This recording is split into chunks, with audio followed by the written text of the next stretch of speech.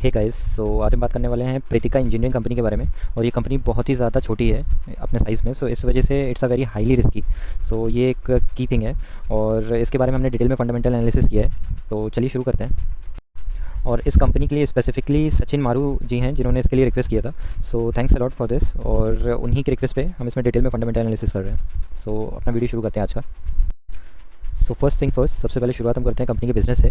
और यहाँ पे आपको देखने को मिल जाएगा ये जो कंपनी है Pritika engineering components limited. So पहले ये Pritika engineering components private limited के नाम से भी जानी जाती थी।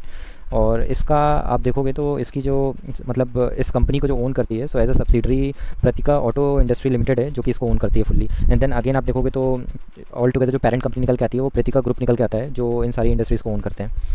सो ये कुछ चीज़ें हो गई कंपनी के बारे में। अभी हम देखते हैं कि कंपनी का मेन कामकाज क्या है। सो सबसे पहला तो आप यहाँ पे देखोगे जो इनका मैन्युफैक्चरिंग फैसिलिटी है वो स्पेसिफिकली सिर्फ एक ही लोकेशन पे अवेलेबल है जो कि पंजाब में है और होशियारपुर करके प्लेस है जहाँ पे इनकी मैन्युफैक्चरिंग फैसिलिटी स्थित है।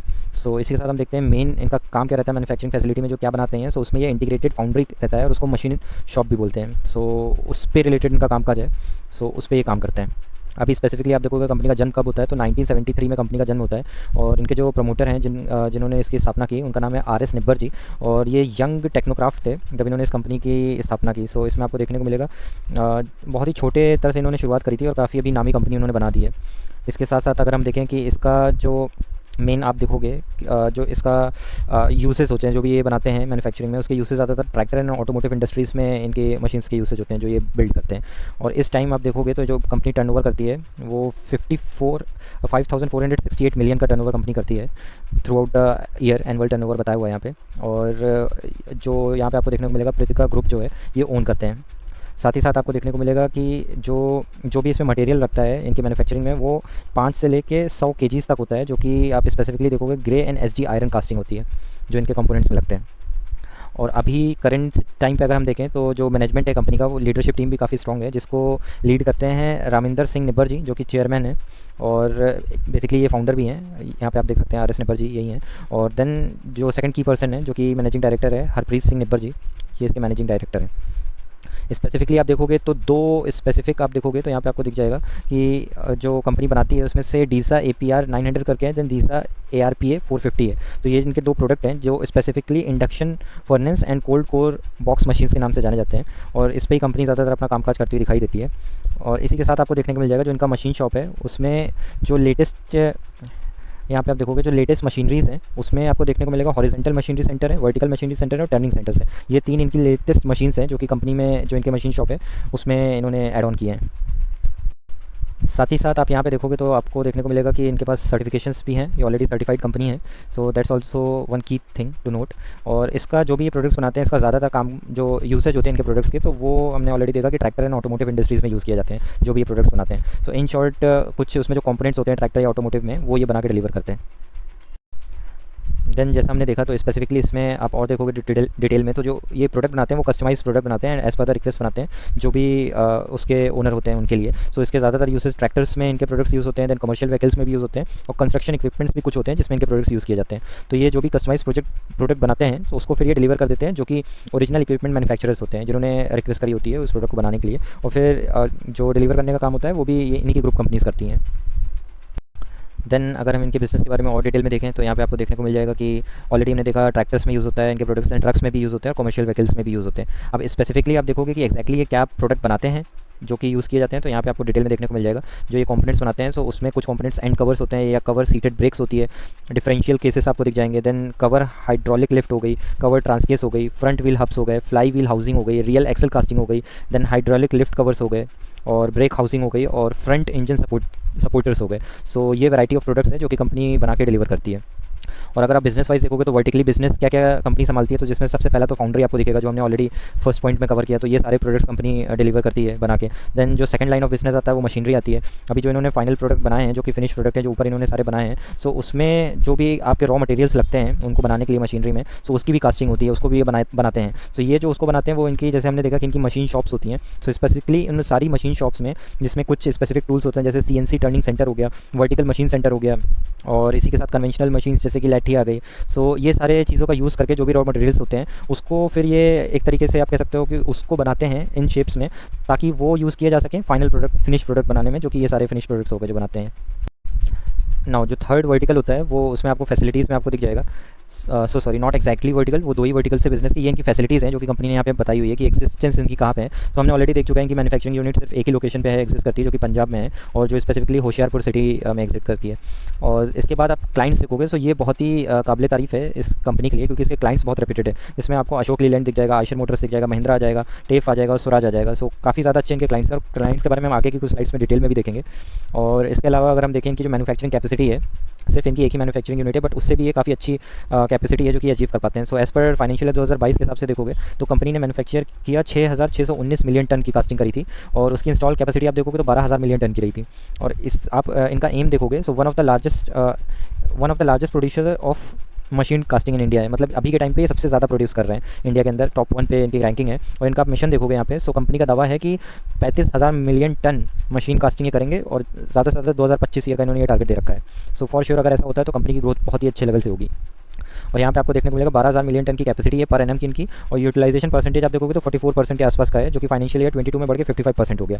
और टॉप 5 सप्लायर्स अगर हम देखें, ये जो टॉप 5 सप्लायर्स हैं तो 2022 में 40% हैं, 2021 में 64 थे और 2020 में इनके 35 के आसपास थे। तो वो भी काफ़ी डिसेंट दिख रहे हैं, बहुत हाई आप नहीं कह सकते हो कि डिपेंडेंसी है, 40% के आसपास की है। बट अगर टॉप 10 सप्लायर्स की आप डिपेंडेंसी देखोगे तो वो काफ़ी ज़्यादा में दिखती है, 61% की है, जो कि फाइनेंशियल ईयर 22 में थी, और थोड़ा सा रिड्यूस किया है फाइनेंशियल ईयर 21 में बहुत ही ज़्यादा थी 89%। सो दैट्स अ गुड थिंग, वो थोड़ा सा इन्होंने रिड्यूस किया है, उससे पहले आप देखोगे तो 50 के आसपास की थी। देन सब्सिडरी की अगर हम बात करें, सो सब्सिडरी सिर्फ ये स्पेसिफिकली आप देखोगे जो प्रीतिका इंजीनियरिंग कंपोनेंट की कंपनी के बारे में बात कर रहे हैं, इसको ओन करती है प्रीतिका ऑटो इंडस्ट्रीज़ लिमिटेड, और इस कंपनी की खुद की एक सब्सिडरी है जो कि 100% ये कंपनी ओन करती है और उसका नाम है मीता कास्टिंग लिमिटेड करके। सो कंपनी की यहाँ पे अगर हिस्टोरिकल डिटेल्स हम देखें तो कंपनी पहले ही लिस्ट हो चुकी थी कैलकाटा स्टॉक एक्सचेंज के अंदर। जिनको नहीं पता तो ये भी एक हमारे स्टॉक एक्सचेंज है जो कि करंटली काम करता है, Calcutta stock exchange. So company पहले इसमें लिस्टेड थी और उसके बाद कंपनी बॉम्बे स्टॉक एक्सचेंज पे लिस्ट होती है 1 अक्टूबर 2015 में। बट उसके बाद कंपनी को लिस्ट होना था आप देखोगे तो नेशनल स्टॉक एक्सचेंज में, जिसकी वजह से कंपनी वहाँ से डीलिस्ट होती है और जिसका इनको अप्रूवल भी मिल गया अगस्त 10 2021 में। उसके बाद इन्होंने डीलिस्ट के लिए फाइलिंग कर दी कैलकाटा स्टॉक एक्सचेंज में, जो कि अभी वेटिंग अप्रूवल में है। So that is the long story short जो कि इनकी हिस्टोरिकल हिस्ट्री रही है। इसके बाद आप देखोगे जो आईपीओ की डिटेल्स है, मतलब स्पेसिफिकली इनका जो रीज़न था लिस्ट होने का, तो इनको रेस करने थे 9.42 करोड़ रुपीज़ आईपीओ लिस्टिंग से। और इसका आप देखोगे तो मेन यूसेज क्या था, ये हमारे लिए जानना बहुत ज़रूरी होता है कि आईपीओ से जो पैसा उठाया जा रहा है उसका काम क्या हो रहा है और कंपनी करने क्या वाली है, अपने खुद के पर्सनल पर्पस के लिए यूज़ कर रही है या उसे बिजनेस में लगाएगी। So the good thing is company को यहाँ पे आप देखोगे investment in relation to the new unit setup. So इनकी जो जैसे हमने अभी देखा कि 100% ये ओन करती है मीता कास्टिंग लिमिटेड को। सो इस कंपनी को बनाने के लिए कंपनी ने ये पैसा उठाया था और इसको ये पूरी तरह से 100% ओन करती है। So that's a good thing, जो भी मार्केट से पैसा आया वो कंपनी अपनी बिजनेस में इन्वेस्ट कर रही है फर्दर ग्रोथ के लिए, और बाकी जनरल पर्पस जो भी कंपनी के रहते हैं उसमें भी इनके यूसेज हुए। और जैसा हमने कहा कि और भी बहुत से अच्छे क्लाइंट्स हैं, सो उसको एक बार ब्रीफ में देखते हैं। आयशर मोटर हो गया, देन महिंद्रा इनका क्लाइंट है, देन टैफे करके वो भी इनका क्लाइंट है। फिर यहाँ पे आपको दिख जाएगा स्कॉट्स है, फिर महिंद्रा स्वराज है, फिर स्वराज है इनका खुद का ही क्लाइंट। देन यहाँ पे आप देखोगे तो अशोक लीलैंड रहता है, ब्रेक्स इंडिया लिमिटेड है, डैना करके इन्हीं का क्लाइंट है। इसके बाद यहाँ पे आपको देखने को मिलेगा आयशर हमने ऑलरेडी देखा, फिर एसएमएल इज़ू है, फिर यहाँ पे सोनालिका इंटरनेशनल है, ये इनके क्लाइंट्स है। तो इनके क्लाइंट्स काफ़ी ज़्यादा अच्छे और काफ़ी रेप्यूटेड है आपको देखने को मिलेंगे। सो that's a very good thing about this company. और अभी हम आ जाते हैं अपने फाइनेंशियल बैकग्राउंड्स पे। सो सबसे पहले हम देखते हैं मार्केट कैप कंपनी का, केवल 94 करोड़ की कंपनी है। That means it's a very very very risky company, इसको आपको नोट करके चलना है। इसका मार्केट कैप बहुत ही कम है। So that's a huge risk associated with this company. Then इसके बाद अगर हम देखें इसका करंट प्राइस और इसका all time high 52 week high जिसका 93 रहा है, इसका ऑल टाइम हाई भी है इनफैक्ट। सो उसके आसपास ही कंपनी परफॉर्म करती हुई नज़र आ रही है। ऑलमोस्ट ऊपर से हम देखें तो अराउंड 12 से 15% के डिस्काउंट के साथ अवेलेबल होगी।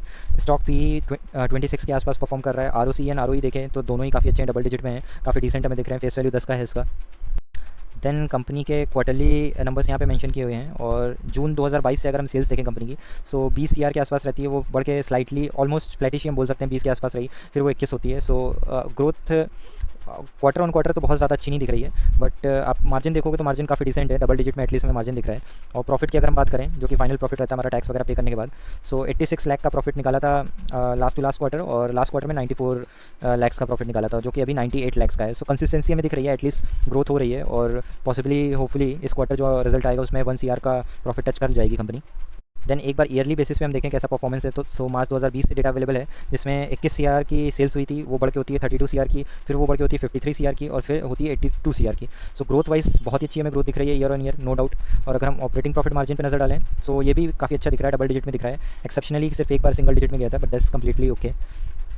और फाइनल प्रॉफिट पे अगर हम नज़र डालें ईयर ऑन ईयर के, तो यहाँ पे आपको देखने को मिलेगा पहले सिर्फ और सिर्फ 14 लाख का प्रॉफिट निकाला कंपनी ने, 38 लाख किया, फिर यहाँ पे देखोगे बाप रे सो ह्यूज जंप, मतलब कितना ही गुना प्रॉफिट हुआ, आप ऑलमोस्ट आप आइडिया में नहीं लगा सकते हो, 8 से 10 गुना कंपनी का प्रॉफिट हो गया सिर्फ एक ही साल के अंदर अंदर। फिर आप देखोगे यहाँ पे स्लाइटली सा डिप आया है, बट ठीक है क्योंकि अभी भी काफ़ी डिसेंट प्रॉफिट मेंटेन कर पा रही है कंपनी।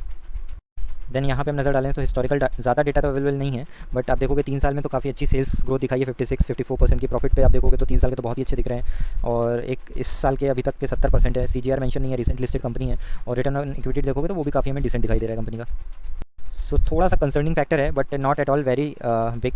बट यहाँ पे आप देखोगे तो कह सकते हैं कि हम इसकी जो लॉन्ग टर्म बोरिंग है ये मतलब ओवरऑल बोरिंग आप देखोगे तो काफ़ी ज़्यादा है, 28 के पास 28 CR के आसपास की इसकी बोरिंग है, जो कि 20 की थी, फिर 21 होती है, फिर 25 होती है। सो ईयर ऑन ईयर हमें बोरिंग ज़्यादा बढ़ती हुई दिख रही है। बट अगर हम लॉन्ग टर्म बोरिंग देखें, क्योंकि शॉर्ट टर्म बोरिंग चल जाता है, it's nothing to worry. So long term boring पे अगर हम नज़र डालें तो 16 से 16 की रहती है, फिर 16 से इस टाइम तो काफ़ी रिड्यूस हुई है long term. So that's a good thing कि कंपनी अपनी बोरिंग धीरे धीरे कम कर रही है, और शॉर्ट टर्म पे इतना एट सच कोई प्रॉब्लम नहीं है, वो फ्लक्चुएटिंग मैनर पे चेंज होती रहती है। और प्रमोटर होल्डिंग्स पे अगर हम देखें तो काफ़ी डिसेंट प्रमोटर होल्डिंग्स हमें दिखती है। 70 की प्रमोटर होल्डिंग्स थी 2022 में, प्रमोटर्स ने खुद ही अपना स्टेक इंक्रीज़ किया है, 74% की प्रमोटर होल्डिंग्स हो गई है, that's a very good thing. और 25 के आसपास की प्रमोटर होल्डिंग्स पब्लिक ओन करती है। FIIs DIs इसमें नहीं है, so that's a risky factor. बहुत ही छोटी कंपनी है तो हम एक्सपेक्ट भी नहीं करके चल सकते हैं कि उनकी होल्डिंग्स होगी, सो रिस्क तो बहुत ज़्यादा है, नो डाउट इसमें। फिर अगर हम बात करें इसकी अभी तक की रिटर्न की, सो यहाँ पे आपको देखने को मिलेगा लेफ्ट टू राइट ऊपर ही गया है, एंड लास्ट ईयर दिसंबर 5 तारीख को इसकी लिस्टिंग होती है, और तब से इसने इन्वेस्टर्स को 62% का रिटर्न कमा के दिया है।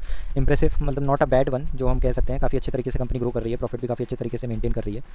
टेक्निकली अगर हम एक बार देखें कि कहाँ पे हमें सपोर्ट रेजिस्टेंस मिल रहा है, सो इस टाइम जिस लेवल पे कंपनी परफॉर्म कर रही है तो स्पेसिफिकली सपोर्ट रेजिस्टेंस बोल पाना बहुत मुश्किल होगा, क्योंकि यहाँ पे ज़्यादा सपोर्ट और रेजिस्टेंस मेंटेन नहीं कर रही है कंपनी, क्योंकि रिसेंटली काफ़ी भागा हुआ है। बट स्पेसिफिकली अगर हम फिर भी एक सपोर्ट की बात करें जो कि काफ़ी हमें नीचे दिखाई दे रहा है, यहाँ पे आप देखोगे तो यहाँ पे एक कंपनी का सपोर्ट दिख रहा है, वो साइकोलॉजिकल सपोर्ट भी है, 50 के आसपास का कंपनी का सपोर्ट निकल के आता है। और अगर हम रेजिस्टेंस की बात करें तो no doubt all time high जो है यही एक तरह से रेजिस्टेंस के तौर पे काम करेगा, जो कि आप कह सकते हो ऑलमोस्ट 78 या फिर 80 के आसपास का रहेगा। देन वीकली पे भी अगर हम नज़र डालें तो वीकली पे भी आपको सेम ही चीज़ दिखेगी, जो सपोर्ट निकल के आता है हमें, जो डिसेंट एक अच्छा सपोर्ट है वो 50 का सपोर्ट है। तो अगर इस लेवल पे आता है तो इसमें कोई खरीदारी करने के बारे में सोच सकता है, नहीं तो फिर अपना ऑल टाइम हाई अगर ब्रेक करता है तो फिर उसके बारे में हमें सोचना चाहिए। बट नीचे तो एक ही सपोर्ट अभी विजिबल है बहुत अच्छे तरीके से, जो कि 50 का है।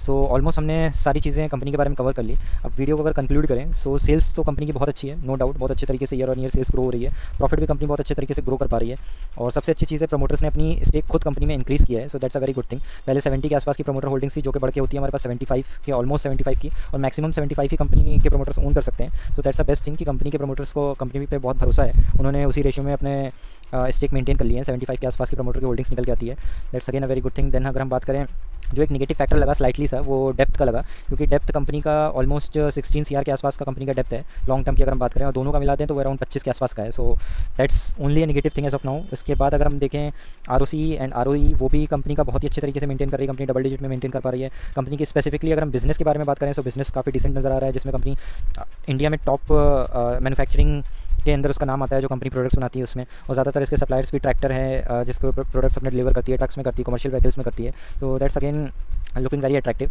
सो हर एक पैमाने पे कंपनी अच्छा परफॉर्म कर रही है, सो उसमें कहीं कोई शक नहीं है। But the only thing about this company की it's a SME category company, जो कि जिन लोगों को भी इस कंपनी के बारे में पता होगा, जो इंटरेस्टेड होंगे, उनको ये चीज़ पता होगी, तो इसमें लॉट में शेयर्स खरीद सकते हैं।